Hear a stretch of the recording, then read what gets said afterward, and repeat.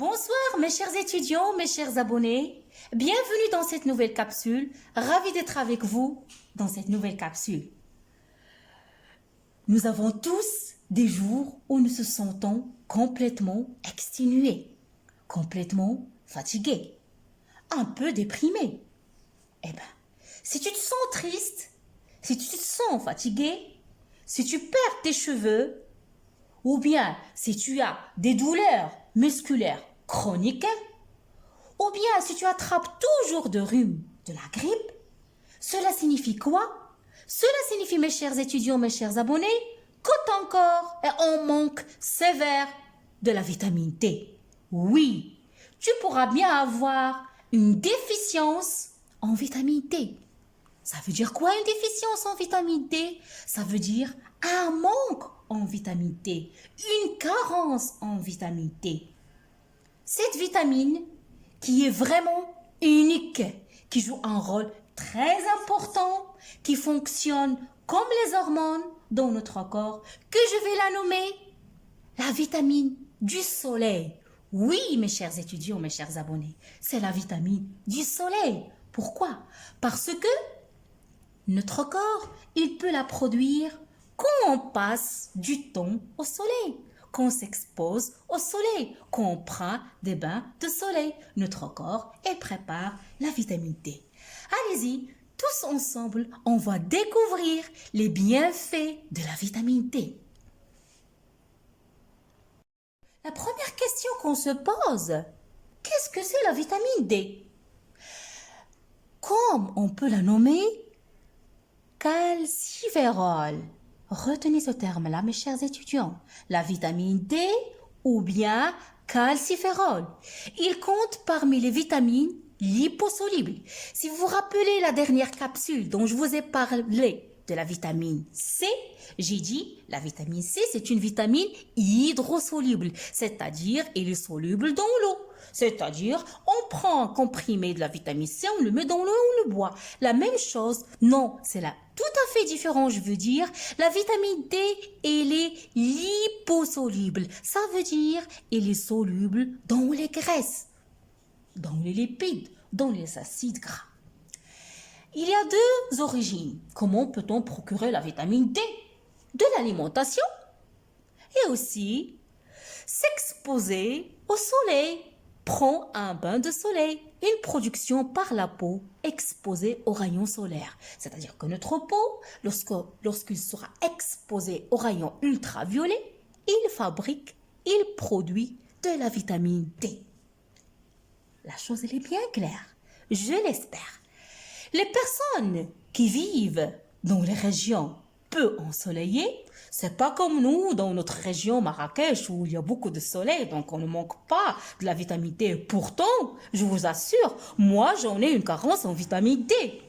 Donc, les personnes qui vivent dans des régions peu ensoleillées ou qui sortent peu, c'est-à-dire, titre d'exemple, les personnes âgées, ils doivent toutes particulièrement veiller à leur apport d'origine alimentaire. Quel est le rôle de la vitamine D dans l'organisme? Mettez ça dans votre tête, mes chers étudiants, mes chers abonnés. Depuis longtemps, la vitamine D, elle est connue pour son effet protecteur du tissu osseux. C'est-à-dire, il protège notre tissu osseux à tout âge, dès l'enfance. Chez l'enfant, il est indispensable à la croissance osseuse parce que on peut la nommer antirachitisme. Là, je vais vous ouvrir une parenthèse. Et surtout, les élèves de 3e année de collège, ils vont voir ça. Le rachitisme, مرض الكساح هو مرض ناتج عن نقص في فيتامين D. Ok? On verra ça. وأيضا عن نقص في الكالسيوم.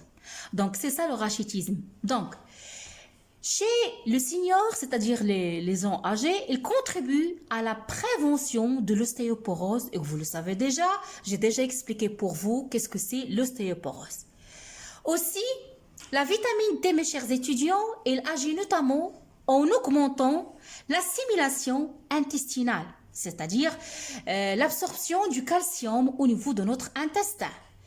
Et aussi, il joue un rôle très important. Retenez ça. Grâce à la vitamine D, ça va permettre la fixation du calcium sur le squelette accroissant ou au moins préservant la densité minérale osseuse. Parce que si on n'a pas de vitamine D, si on manque de vitamine D dans notre corps, même si on boit du lait, comme vous le savez, il est riche en calcium, le calcium ne se fixe pas sur nos os. Il va falloir la présence de notre vitamine du soleil, de notre vitamine, la vitamine D. De récents travaux et de récentes recherches ont démontré aussi qu'il est aussi essentiel au bon fonctionnement musculaire. Pour le fonctionnement de nos muscles, on a besoin de la vitamine D. En favorisant quoi? Elle favorise la contraction,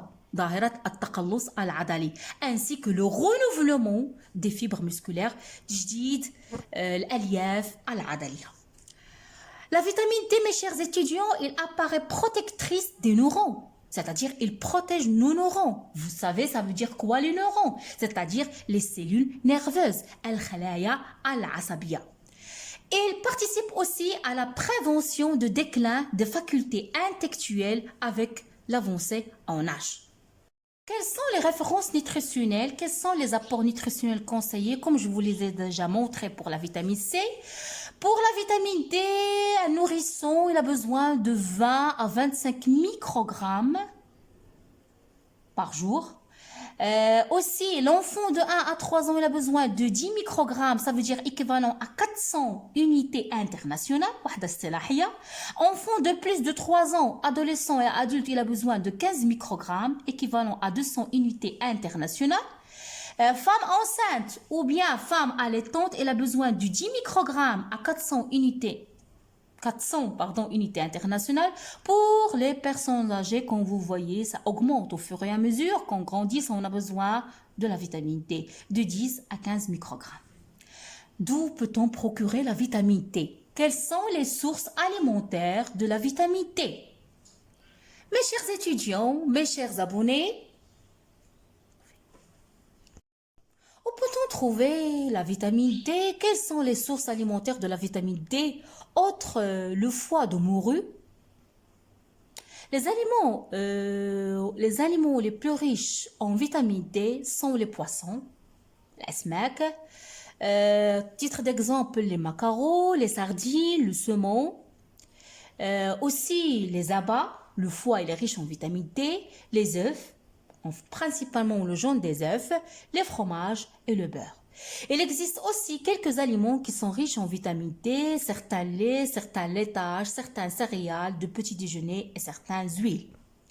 Une question qu'on se pose, mes chers étudiants, pourquoi prendre de la vitamine D? Pourquoi tout ça? Ils interviennent, cette vitamine D, dans l'absorption de la calcium, je le dis, je le répète, et du phosphore par les intestins. Puis dans la réabsorption par les reins. La vitamine D, mes chers étudiants, elle est indispensable à la croissance durant la petite enfance. On a besoin. Elle assure la robustesse du squelette humain et prévient l'ostéoporose. Une question qu'on se pose, comment ne plus manquer en vitamine D? Comment prévenir ce manque? Comment prévenir cette déficience? Comment prévenir cette carence? Il faut s'exposer au soleil. Si vous vivez dans un pays où il y a beaucoup de soleil, profitez-en de ce soleil-là pour une durée de 10 à 15 minutes minimum. L'exposition doit avoir lieu au moins de 2 à 3 fois par semaine. Et le moment propice de la journée pour cette exposition, pour l'absorption des rayons ultraviolets, comme vous le savez, c'est entre 11h et 14h. Une simple question qu'on se pose. Quel est le fruit le plus riche en vitamine D? Ça, c'est pour votre culture générale. Eh bien, je le sais déjà que vous ne le savez pas, cette information, mes chers étudiants. Retenez, l'avocat. Oui, l'avocat, il contient de la vitamine D, particulièrement de la vitamine D2. D'où le nom, on peut l'appeler aussi, la vitamine D2, on peut l'appeler Aigracalciférol. Donc ce fruit, je parle de l'avocat, il contient par ailleurs beaucoup de fibres, ce qui facilite le transit intestinal. C'est très important pour ceux qui souffrent de la constipation. Si on manque de la vitamine D, si on a une carence en vitamine D, si on a une déficience en vitamine D, on va souffrir. Il y a des symptômes qui apparaissent.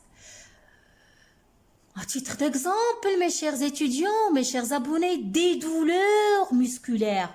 Oui, des douleurs musculaires. Aussi, de l'asthénie, des douleurs osseuses.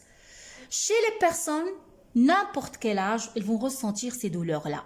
Aussi, les crampes musculaires peuvent être les premiers symptômes de rachitisme chez les nourrissons. Donc, ma capsule touche à sa fin. J'espère qu'à travers cette brève capsule, que vous avez bien compris qu'est-ce que c'est la vitamine D, l'origine de la vitamine D, les symptômes d'une carence de vitamine D, comment guérir de cette déficience. Je vous donne rendez-vous à une autre capsule, une autre vitamine. Soyez à jour. Buvez votre vitamine C et procurez aussi votre vitamine D du soleil. Je vous adore. À bientôt.